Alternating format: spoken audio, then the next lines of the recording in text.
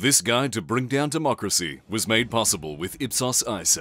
If you're watching this video, maybe you're a full-blooded American with too much time and money on your hands. If not, that's too bad, because you're going to need an imperial ton of both to rig the next election. The first thing you gotta know is that these states don't matter. Due to the magic of the two-party system, these have already been decided for either the red team or the blue team, so candidates shouldn't waste their time trying to appeal to these people and their useless problems. The places you really want are the swing states, the ones that change their mind and have all the power to choose the next president. As time goes on and the nation inevitably becomes more politically divided, this will make your job even easier, as there will be less swing states for candidates to care about. Part of why this is allowed to happen is that in the land of the free, lawmakers were brave enough to make the popular vote functionally worthless. Instead, states are given a number of electoral college votes, and these votes go on to determine the election. The best part of this system, however, is that the votes given to each state don't scale by population, meaning the average vote of someone in Wyoming is worth 3.6 times as much as someone in California. God bless this beautiful system. With it established that only a few people matter when it comes to deciding an election, you'll want to start influencing them as quickly as possible, which is why owning a news corporation makes this next step much easier. Owning a large news outlet in the context of influencing public opinion is your Willy Wonka level golden ticket for everything that's missing in your life. Of course, you can't exactly control what's going on in the world, but by owning the news, that doesn't even matter. The beauty of presenting current events is that by the time the audience hears about something, you can already have it framed, packaged, and dressed up any way you want. Did your candidate punch a child in the head? Or did they exercise their right to express themselves? Did they commit treason? Or did they infiltrate the deep state on behalf of the American people? You don't actually have to change the facts of the story, because the way you tell it will influence public opinion. If you don't want to go through this kind of wordplay jujitsu, you shouldn't stress yourself out, because not only do you decide how something gets reported, but you also choose what gets reported. If your candidate is wiping out 6 endangered species to make way for a McDonald's car park, you're not obliged to report on it at all. In fact, your time will be much better spent reporting on all the awful things their opponent is doing. You might be thinking that it would be hard to find fresh and exciting new controversy to slander a political rival, but this problem is simply down to a lack of creativity. The trick is to find issues that no one really gives two shits about, and then to ask, why hasn't this candidate tried to fix them? Do they care? Are they really fit to be a leader? These issues can be as stupid as blizzard preparedness in Hawaii, a theoretical tax on muffins, or why the candidate in question never buys his wife flowers anymore. It doesn't matter if it doesn't snow in Hawaii, the tax is made up, or that his wife tragically died in a flower accident. If you throw enough garbage at the wall, eventually people will start questioning a candidate's ability to lead. And all it took was a bit of low-grade reporting and enough money to keep writers on the payroll. It's not uncommon for billionaires to own media just for the sake of influencing public opinion. Because even if they're losing money, the ability to indirectly buy votes is a priceless commodity. The best part of all is that this is just legacy media, because once we step into the new age of bullshit, the ability to influence the masses is supercharged beyond belief. The beauty of social media is that every single user has a detailed profile of their likes, dislikes, age, passions, fears, and everything else you could possibly imagine. Social media sites have predicted when women are pregnant before they even know themselves, meaning your friends will likely never know you as well as some database in Silicon Valley. What this means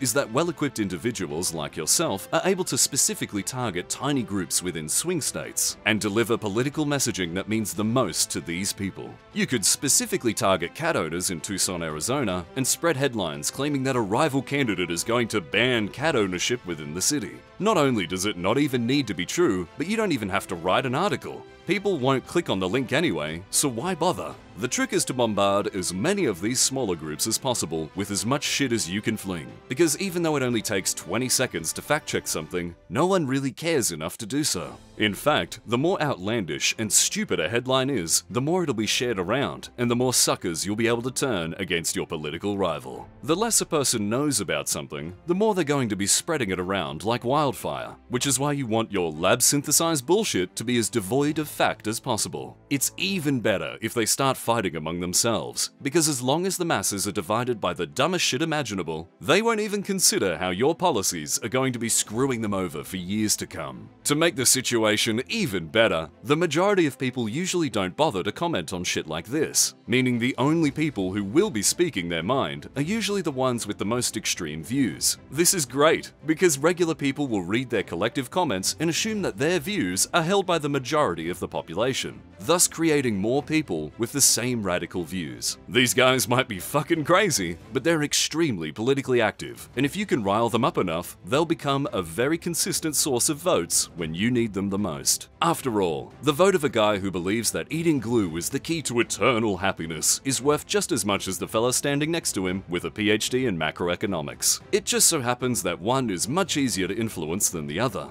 On the topic of companies using your data without your permission, this video is somewhat ironically sponsored by Ipsos ISE. Ipsos is a nearly 50-year-old market research company, and unlike nearly every single tech company on the face of the planet, Ipsos will outright pay you for just giving your opinion. As it turns out, companies the world over still don't understand millennials, and they sure as hell don't understand Gen Z, which means just by answering questions about topics you like anyway, you can earn yourself a nice chunk of change. The basic premise is simple. Ipsos will offer you to answer a few questions about topics that interest you, and you'll be able to redeem credit for things like PayPal, DoorDash, or Amazon. I expect many of you have probably signed up for these types of survey apps before, and have never seen a cent for your time. But Ipsos is literally the third largest research agency in the world, so they need the opinions of as many people as they can. If we can be real for a minute, you're not about to be getting yourself a brand new Lambo for just filling out a few surveys while you watch Netflix. But you might make enough money to afford a battle pass every few months, which isn't exactly a bad deal. Now, if you could stand to earn a few easy dollars, then a link to sign up to ISE will be down below. Because if your data is being sold anyway, the money is going to feel much better in your pocket.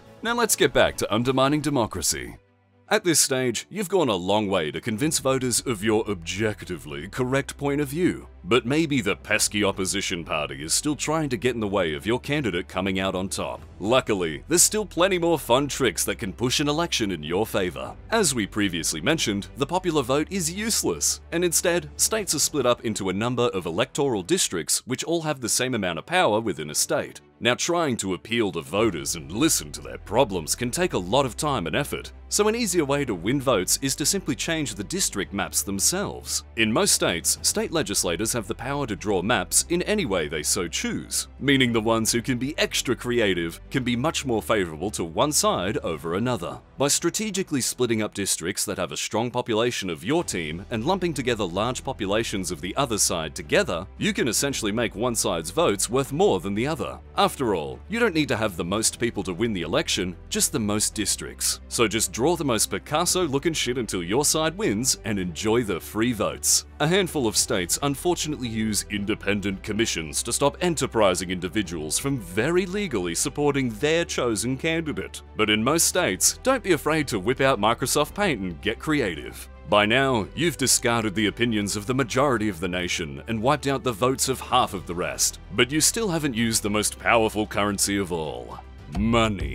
In Uncle Sam's Wonderland, citizens and independent entities have a right to financially back any cause they see fit. This means that if you've got an imperial shit ton of money, you can spend this on a candidate you like, and then they'll be able to afford TV airtime, billboards, and goofy campaign ads to reach as many people as they can. In return, they might be generous enough to grant you a cushy government contract, or strike out a few pesky regulations that your business could do without. The candidate rises to power, you get a few small favors, and everyone wins. You might be thinking that this kind of activity might be tantamount to legal bribery, but as long as you call it lobbying and writing down as much as you donated, it's all above board. With this in mind, if you don't want any annoying journalists linking your $50 million donation to your favorite candidate, then we're here to bring you some great news. Simply make yourself what's called a social welfare non-profit organization, and you'll be able to donate an unlimited amount of money without ever having to link yourself to your contributions. Technically, this newly created organization isn't allowed to be created solely with the intent to lobby political candidates. But as long as you give out a PS2 to an orphanage or something, you're in the clear. To cover your tracks, just make sure you name your organization something that a password generator might spit out, and no one will be the wiser.